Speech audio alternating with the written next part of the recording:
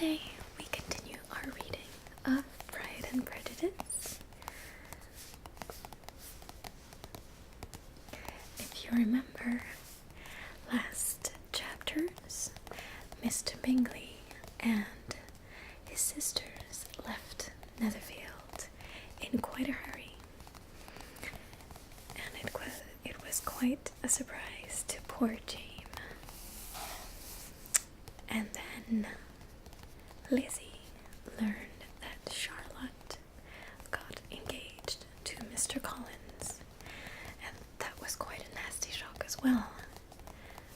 So let's see if things get a little better. In chapter 23, Elizabeth was sitting with her mother and sisters, reflecting on what she had heard and doubting whether she were authorized to mention it, when Sir William Lucas himself appeared, sent by his daughter to announce her engagement to the family. With many compliments to them, and much self-gratulation on the prospect of a connection between the houses, he unfolded the matter to an audience not merely wondering, but incredulous, for Mrs. Bennet, with more perseverance than politeness, protested he must be entirely mistaken, and Lydia, always unguarded and often uncivil, boisterously exclaimed, "Good Lord, Sir William, how can you tell such a story? Do you not know that Mr. Collins wants to marry Lizzie?" Nothing less than the complaisance of a courtier could have borne without anger such treatment. But Sir William's good breeding carried him through it all, and though he begged leave to be positive as to the truth of his information, he listened to all their impertinence with the most forbearing courtesy. Elizabeth, feeling it incumbent on her to relieve him from so unpleasant a situation, now put herself forward to confirm his account by mentioning her prior knowledge of it from Charlotte herself, and endeavoured to put a stop to the exclamations of her mother and sisters by the earnestness of her congratulations to Sir William, in which she was readily joined by Jane, and by making a variety of remarks on the happiness that might be expected from the match, the excellent character of Mr. Collins, and the convenient distance of Hunsford from London. Mrs. Bennet was in fact too much overpowered to say a great deal, while Sir William remained, but no sooner had he left them than her feelings found a rapid vent. In the first place, she persisted in disbelieving the whole of the matter. Secondly, she was very sure that Mr. Collins had been taken in. And thirdly, she trusted that they would never be happy together. And fourthly, that the match might be broken off. Two inferences, however, were plainly deduced from the whole. One, that Elizabeth was the real cause of all the mischief, and the other, that she herself had been barbarously used by them all. And on these 2 points she principally dwelt during the rest of the day. Nothing could console, and nothing appease her. Nor did that day wear out her resentment. A week elapsed before she could see Elizabeth without scolding her. A month passed before she could speak to Sir William or Lady Lucas without being rude, and many months were gone before she could at all forgive her daughter. Mr. Bennet's emotions were much more tranquil on the occasion, and such as he did experience, he pronounced it to be of a most agreeable sort, for it gratified him, he said, to discover that Charlotte Lucas, whom he had been used to think tolerably sensible, was as foolish as his wife, and more foolish than his daughter. Jane confessed herself a little surprised at the match, but she said less of her astonishment than of her earnest desire for their happiness. Nor could Elizabeth persuade her to consider it as improbable. Lydia were far from envying Miss Lucas, for Mr. Collins was only a clergyman, and it affected them in no other way than as a piece of news to spread at Meridian. Lady Lucas could not be insensible of triumph on being able to retort on Mrs. Bennet the comfort of having a daughter well married, and she called at Longbourn rather oftener than usual to say how happy she was, though Mrs. Bennet's sour looks and ill-natured remarks might have been enough to drive happiness away. Between Elizabeth and Charlotte there was a restraint which kept them mutually silent on the subject, and Elizabeth felt persuaded that no real confidence could ever subsist between them again. Her disappointment in Charlotte made her turn with fond regard to her sister, of whose rectitude and delicacy she was sure her opinion could never be shaken, and for whose happiness she grew daily more anxious, as Bingley had now been gone a week, and nothing was heard of his return. Jane had sent Caroline an early answer to her letter, and was counting the days till she might reasonably hope to hear again. The promised letter of thanks from Mr. Collins arrived on Tuesday, addressed to their father, and written with all the solemnity of gratitude which a 12 months' abode in the family might have prompted. After discharging his conscience on that head, he proceeded to inform them with many rapturous expressions of his happiness in having obtained the affection of their amiable neighbour, Miss Lucas, and then explained that it was merely with the view of enjoying her society that he had been so ready to close with their kind wish of seeing him again at Longbourn, whither he hoped to be able to return on Monday fortnight, for Lady Catherine, he added, so heartily approved his marriage that she wished it to take place as soon as possible, which he trusted would be an unanswerable argument with his amiable Charlotte to name an early day for making him the happiest of men. Mr. Collins' return into Hertfordshire was no longer a matter of pleasure to Mrs. Bennet. On the contrary, she was as much disposed to complain of it as her husband. It was very strange that he should come to Longbourn instead of Lucas Lodge. It was also very inconvenient and exceedingly troublesome. She hated having visitors in the house while her health was so indifferent, and lovers were of all people the most disagreeable. Such were the gentle murmurs of Mrs. Bennet, and they gave way only to the greater distress of Mr. Bingley's continued absence. Neither Jane nor Elizabeth were comfortable on this subject. Day after day passed away without bringing any other tidings of him than the report which shortly prevailed in Meryton of his coming no more to Netherfield the whole winter, a report which highly incensed Mrs. Bennet, and which she never failed to contradict as a most scandalous falsehood. Even Elizabeth began to fear, not that Bingley was indifferent, but that his sisters would be successful in keeping him away. Unwilling as she was to admit an idea so destructive of Jane's happiness, and so dishonourable to the stability of her lover, she could not prevent its frequently recurring. The united efforts of his two unfeeling sisters, and of his overpowering friend, assisted by the attractions of Miss Darcy and the amusements of London, might be too much, she feared, for the strength of his attachment. As for Jane, her anxiety under this suspense was, of course, more painful than Elizabeth's, but whatever she felt, she was desirous of concealing, and between herself and Elizabeth, therefore, the subject was never alluded to. But, as no such delicacy restrained her mother, an hour seldom passed in which she did not talk of Bingley.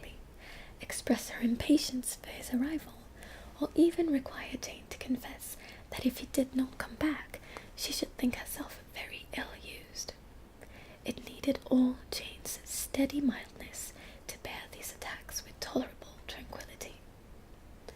Mr. Collins returned most punctually on the Monday fortnight, but his reception at Longbourn was not quite so gracious as it had been on his first introduction.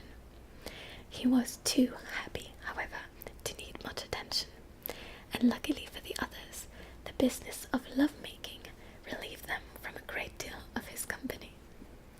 The chief of every day was spent by him at Lucas Lodge, and he sometimes returned to Longbourn only in time to make an apology for his absence before the family went to bed. Mrs. Bennet was really in a most pitiable state. The very mention of anything concerning the match threw her into an agony of ill humour, and wherever she went, she was sure of hearing it talked of. The sight of Miss Lucas was odious to her.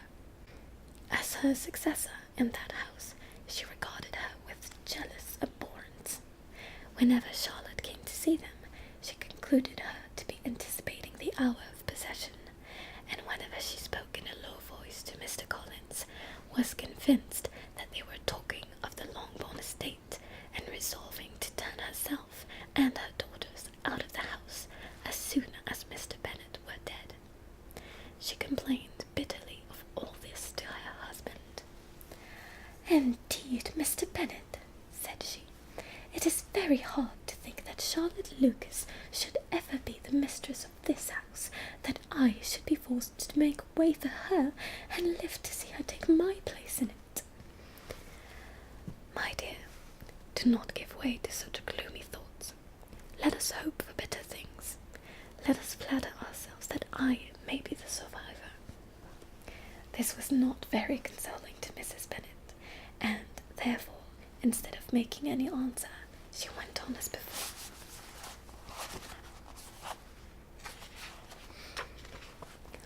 "I cannot bear to think that they should have all this estate.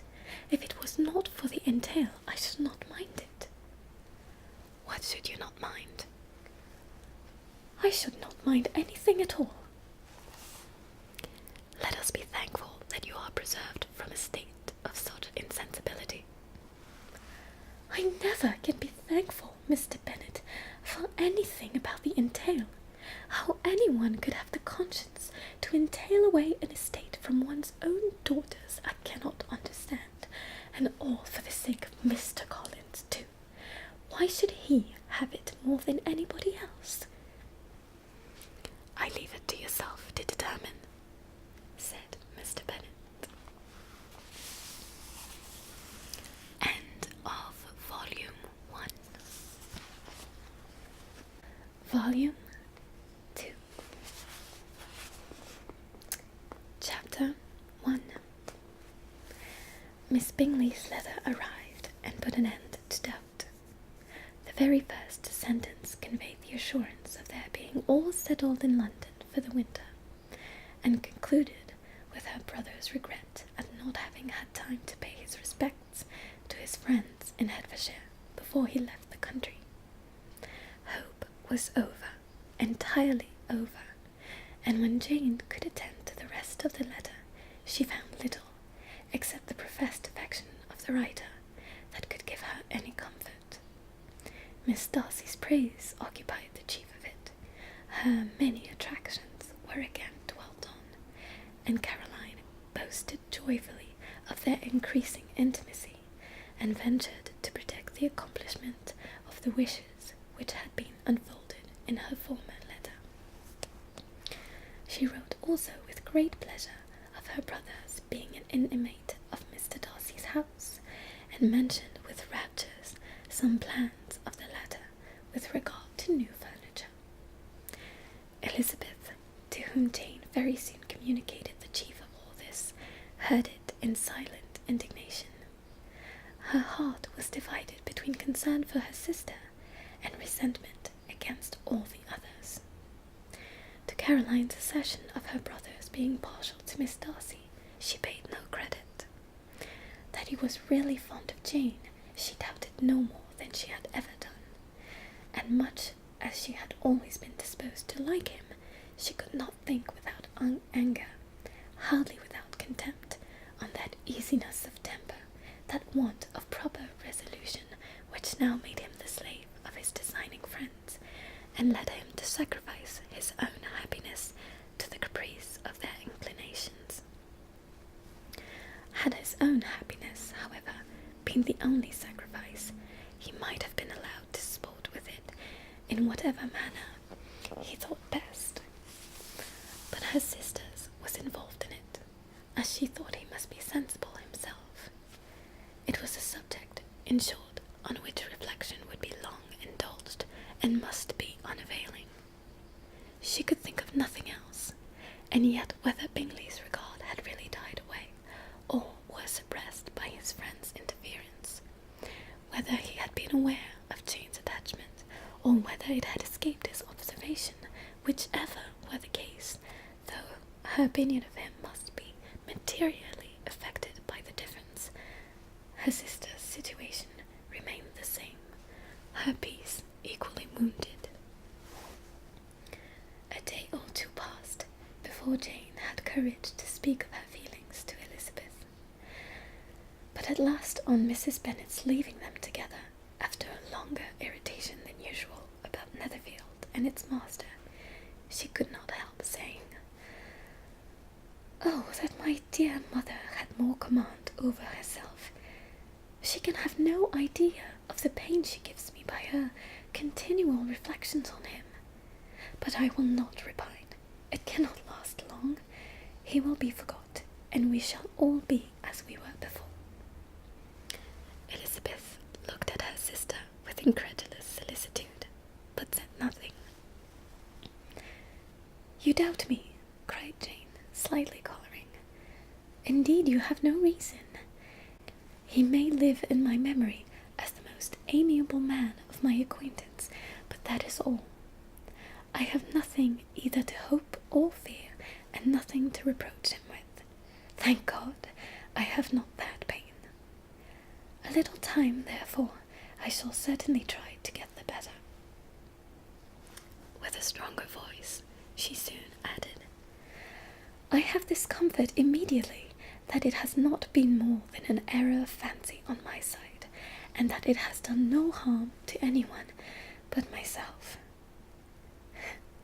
"My dear Jane," exclaimed Elizabeth, "you are too good. Your sweetness and disinterestedness are really angelic. I do not know what to say to you. I feel as if I had never done you justice, or loved you as you deserved." Miss Bennet eagerly disclaimed all extraordinary merit, and threw back the praise on her sister's warm affection. "Nay," said Elizabeth, "this is not fair. You wish to think all the world respectable, and are hurt if I speak ill of anybody. I only want to think you perfect, and you set yourself against it. Do not be afraid of my running into any excess, of my encroaching on your privilege of universal goodwill. You need not. There are few people whom I really love, and still fewer of whom I think well. The more I see of the world, the more I am dissatisfied with it, and every day confirms my belief of the inconsistency of all human characters, and of the little dependence that can be placed on the appearance of either merit or sense. I have met with two instances lately. One I will not mention. The other is Charlotte's marriage. It is unaccountable. In every view it is unaccountable. My dear Lizzie, do not give way to such feelings as these. They will ruin your happiness. You do not make allowance enough for difference of situation and temper. Consider Mr. Collins's respectability, and Charlotte's prudent, steady character. Remember that she is one of a large family, that as to fortune, it is a most eligible match, and be ready to believe, for everybody's sake, that she may feel something like regard and esteem for our cousin. To oblige you, I would try to believe almost anything, but no one else could be benefited by such a belief as this. For were I persuaded that Charlotte had any regard for him, I should only think worse of her understanding than I do now of her heart. My dear Jane, Mr. Collins is a conceited, pompous, narrow-minded, silly man. You know he is as well as I do, and you must feel as well as I do that the woman who marries him cannot have a proper way of thinking. You shall not defend her, though it is Charlotte Lucas. You shall not, for the sake of one individual, change the meaning of principle and integrity, nor endeavour to persuade yourself on me that selfishness is prudence, and insensibility of danger, security for happiness. I must think your language too strong in speaking of both, replied Jane, and I hope you will be convinced of it by seeing them happy together. But enough of this. You alluded to something else. You mentioned 2 instances. I cannot misunderstand you, but I entreat you, dear Lizzie, not to pain me by thinking that person to blame, and saying your opinion of him is sunk.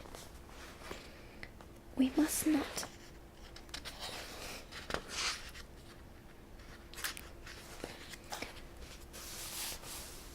not be so ready to fancy ourselves intentionally injured. We must not expect a lively young man to be always so guarded and circumspect. It is very often nothing but our own vanity that deceives us. Women fancy admiration means more than it does. And men take care that they should. If it is designedly done, they cannot be justified, but I have no idea of there being so much design in the world as some persons imagine. I am far from attributing any part of Mr. Bingley's conduct to design, said Elizabeth, but without scheming to do wrong or make others unhappy, there may be error, and there may be misery. Thoughtlessness, want of attention to other people's feelings, and want of resolution will do the business. And do you impute it to either of those? Yes, to the last. But if I go on, I shall displease you by saying what I think of persons you esteem. Stop me whilst you can. You persist, then, in supposing his sisters influence him? Yes, in conjunction with his friend. I cannot believe it. Why should they try to influence him? They can only wish his happiness, and if he is attached to me, no other woman can secure it. Your first position is false. They may wish many things beside his happiness. They may wish his increase of wealth and consequence. They may wish him to marry a girl who has all the importance of money, great connections, and pride.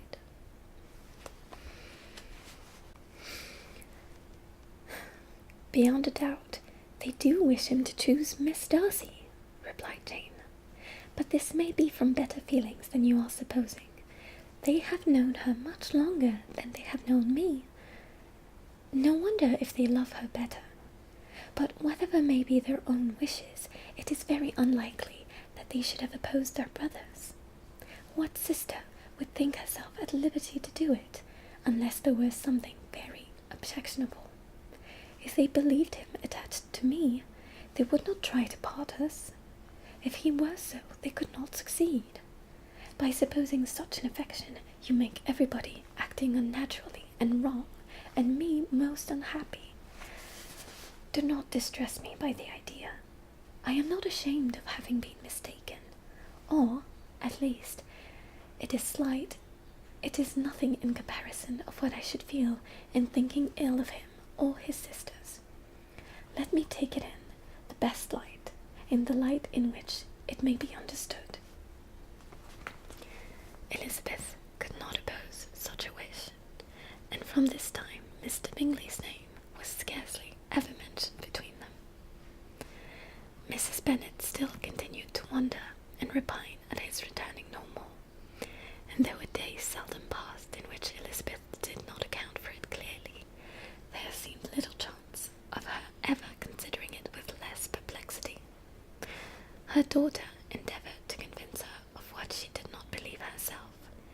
that his attentions to Jane had been merely the effect of a common and transient liking, which ceased when he saw her no more.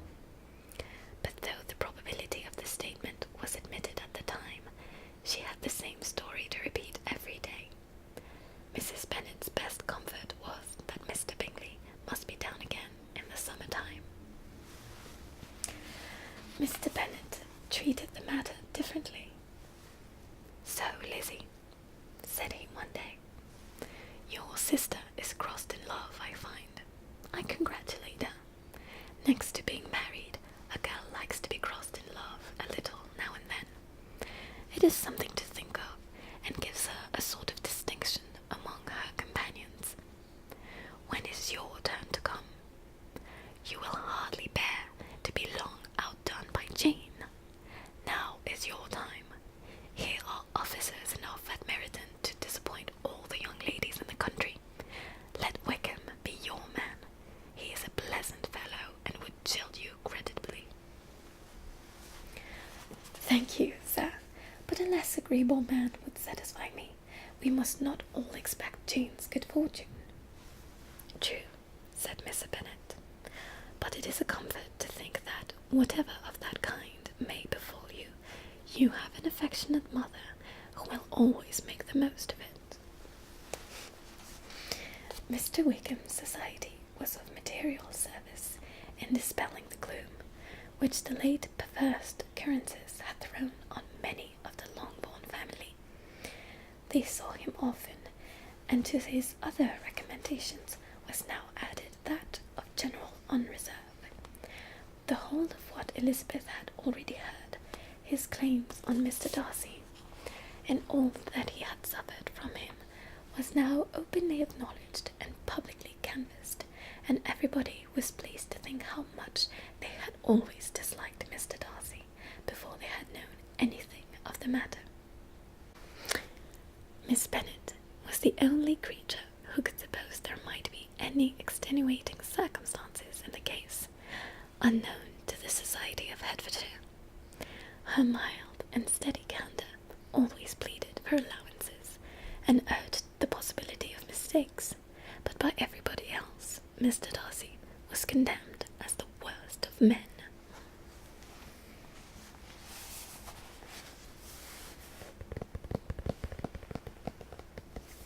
So we are already in volume 2 of 3, I think.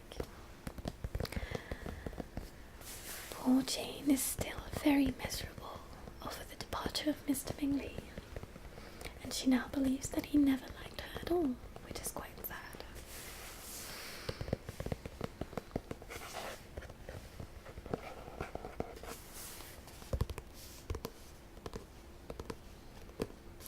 So that's all for today. Thanks for joining me at the ASMR Book Club.